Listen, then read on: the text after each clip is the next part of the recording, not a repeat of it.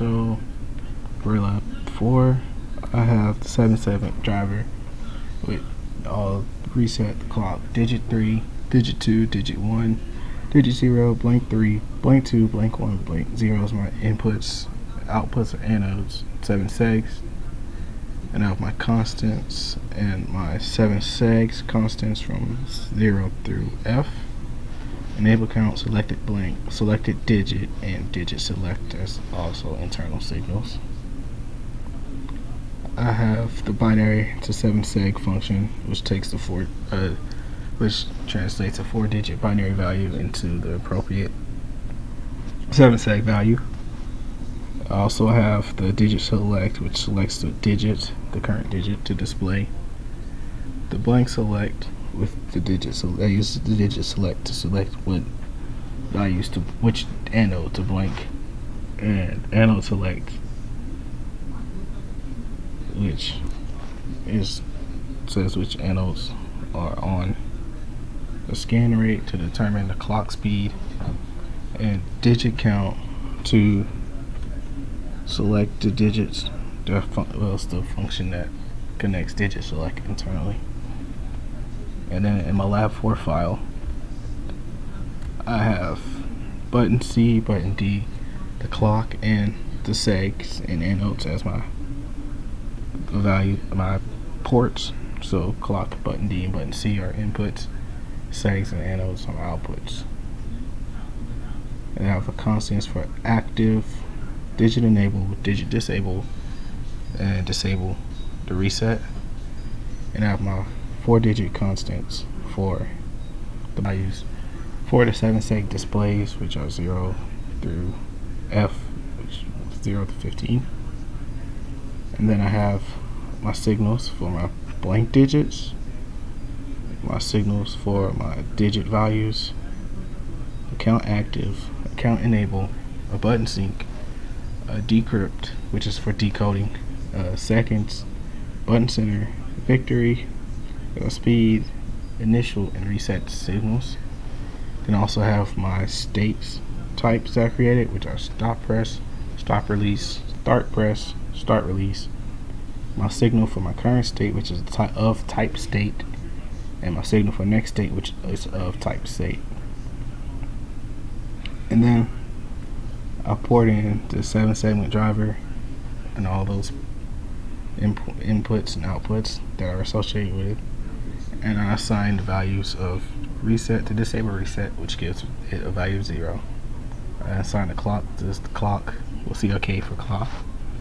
I assigned 7 segs to segments, digit 3 to digit 3 value, digit 2 to digit 2 value, digit 1 to digit 1 value, digit 0 to digit 0 value, blank 3 to blank digit 3, blank 2 to blank digit 2, blank 1 to blank 1, blank digit 1, blank 0 to blank digit 0, and anodes to AN for anode.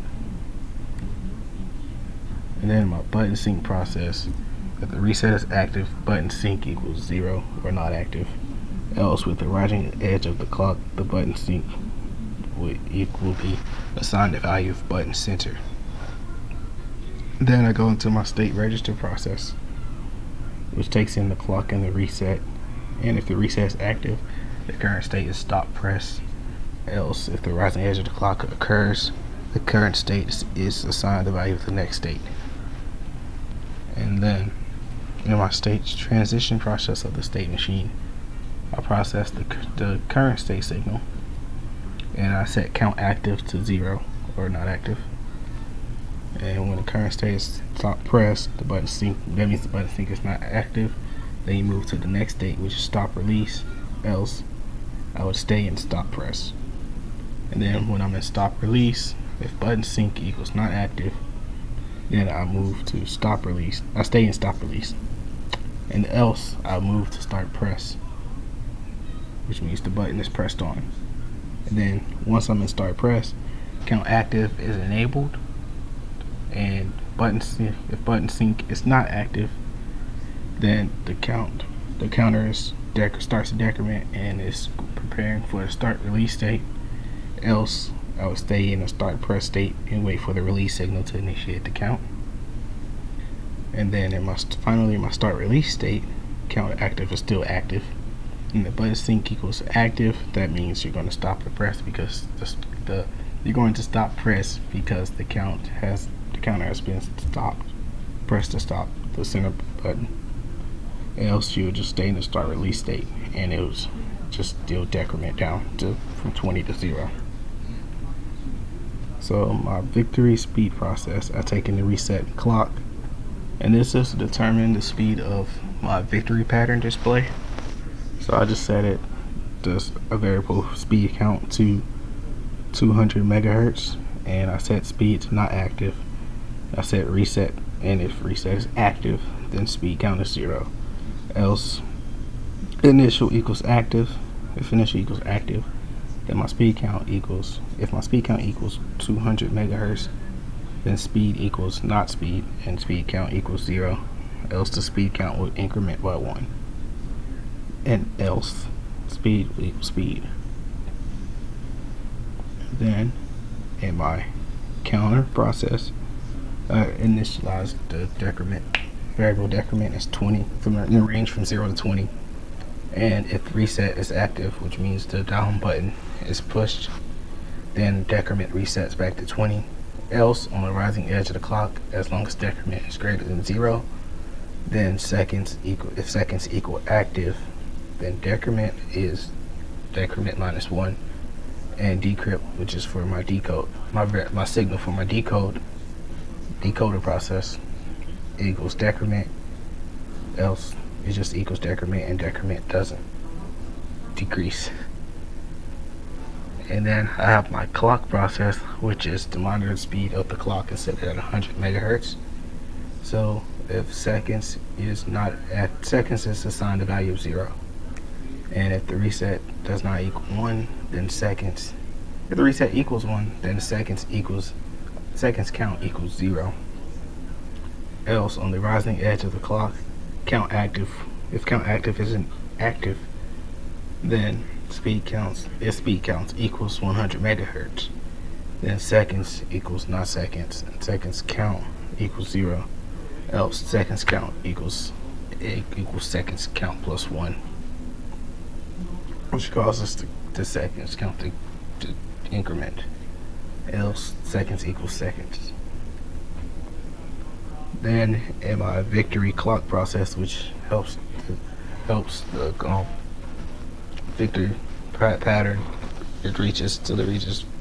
I've created a variable called victory count, which goes from 0 to 7, and it just keeps track of how many the value of the numbers is, the value of the value is going to go to. So if reset equals active, then victory count equals 7. Else on the rising edge of the clock, as long as victory count is greater than 0, speed equals active. If speed equals active, then victory count decrements, and victory equals victory count. Else victory count equals victory count. And then finally, in my decoder process, I take in my decrypted value and my victory, and I create a variable value that is 10, has an integer value between 0 and 9, and I blank digit 3, blank digit 2, and I enable digit 0. And then I have an if statement that says if decrypt has a value greater than 9, and if decrypt equals 20, then digit 1 is going to enable, and digit 1 is also going to display a 2, while digit 0 displays a 0 representing the value of 20. Else blank digit 1 is going to be enabled, and it's just going to display a 1 for any values between 19 and 10, for the values between 19 and 10. Else otherwise the blank digit will be off. Blank digit 1 will be blanked, and the value will be between 0 and 9, which equals decrypt. So then I have my case statement that translates the value to the corresponding 7-seg value. So if it's a 0, it's a 0, a 1 to a 1, 2 to a 2, a 3 to a 3, 4 to a 4, 5 to a 5, and so on. And then when I get to my other statement, it's going to display a 9 on digit 0. then I have a case statement that displays the victory pattern. So when victory is at 7, the right side is still disabled, and then when it's at 6, digit 3 will be enabled, and it'll display a D. And then when it hits 5, victory hits 5, then blank digit, the digit 3 will be blank, and digit 2 will be on, and it will display an A. Then when it's 4, digit 3 hits a D, displays a D, and blank 2 is off. And then when it hits a 3, blank 2 will be on, and it will display a B. And when it hits a 2, digit 3 will be on, and it displays a 0. And when it hits a 1, blank 2 will be enabled. What will be disabled, which means the digit will be enabled, and it will display a D. Otherwise, and at the end, when that's completed, after it reaches 0, all the anodes blank out.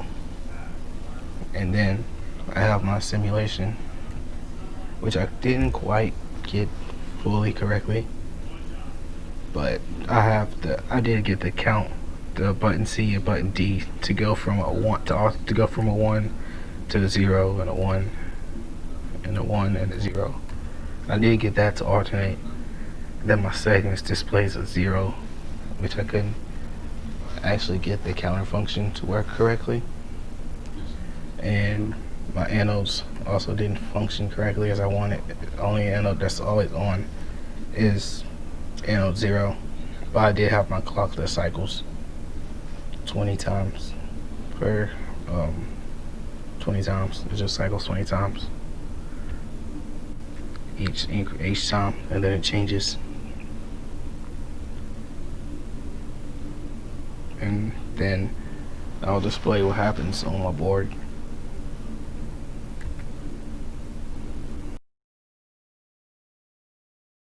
There's at 20, and I'm pressing the center, and it's going to count down. 16, 15, and I'll stop, and then I'm going to reset it back to 20. Then I'm going to let it count down and display my victory pattern.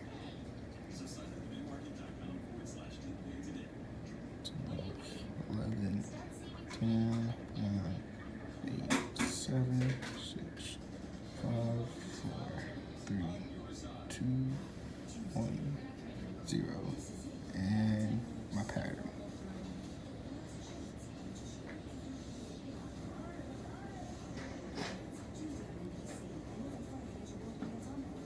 Then it will cut off.